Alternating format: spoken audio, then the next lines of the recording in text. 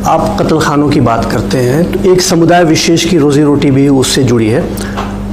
दूसरी बात यह कि एनडीए के कार्यकाल में भी मीट एक्सपोर्ट बड़े पैमाने पर हुआ, तो उस समय आपकी सरकार ने क्यों नहीं किया कुछ?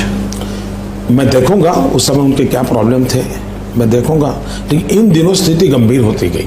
उस समय हो सकता है, शुरू में मेरे पास डिटेल नहीं है, उस समय हो सकता है कि हमारे पास दूध न देने वाले पशुओं की संख्या एक्सेस हुई हो, उसमें से एक विचार बना हो। लेकिन ये आपकी जानकारी सही नहीं है कि कोई एक कम्युनिटी इस बिजनेस में है, ऐसा नहीं है जी।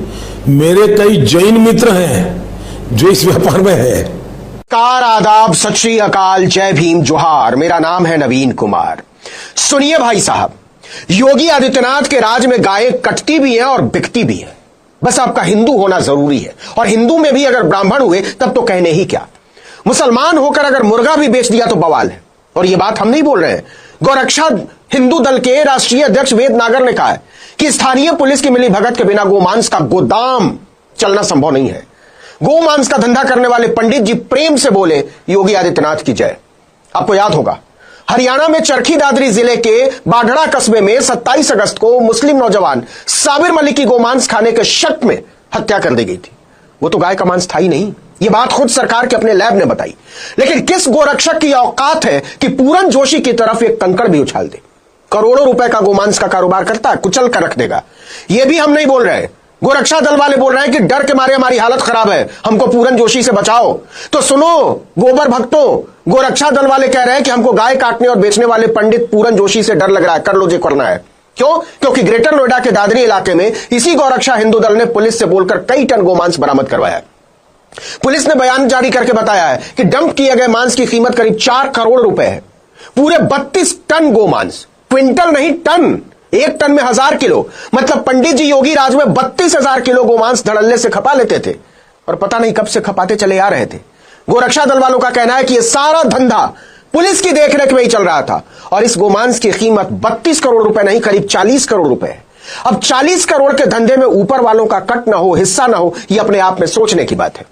और यह अलग बात है कि किसका हिस्सा रुक गया जो योगी राज में गोमांस के पंडित जी के इस जमे जमाए धंधे पर पोल ही खोल डाली।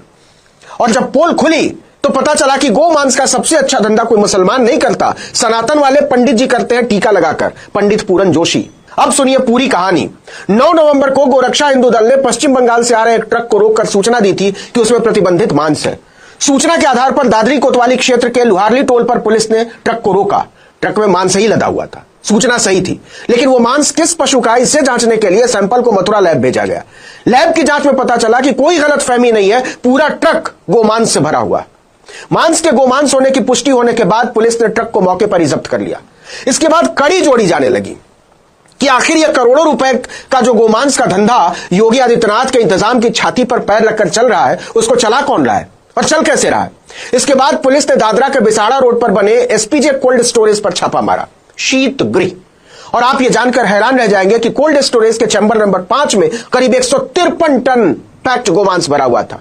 जी हां, 153 टन, मतलब कम से कम 5 ट्रक। गोरक्षा दल वालों का कहना है कि जांच में पता चला है इस मांस को दिल्ली, एनसीआर और दूसरे राज्यों के होटलों में सप्लाई किया जाता था।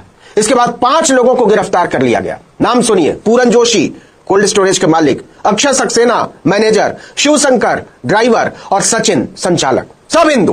केवल एक आदमी मुसलमान है, खुर्शीदीन नबी। गोमांस के धंधे में असली बाल कूट रहा था पंडित पूरन जोशी, बाकी सारे लोग पूरन जोशी के लिए ही काम करते थे, कर्मचारी थे, मालिक पूरन जोशी। अब गोमांस के थोक विक्रेता शुद्ध शाकाहारी सनातनी पंडित जी की महिमा सुनिएगा। गोरक्षा दल वालों का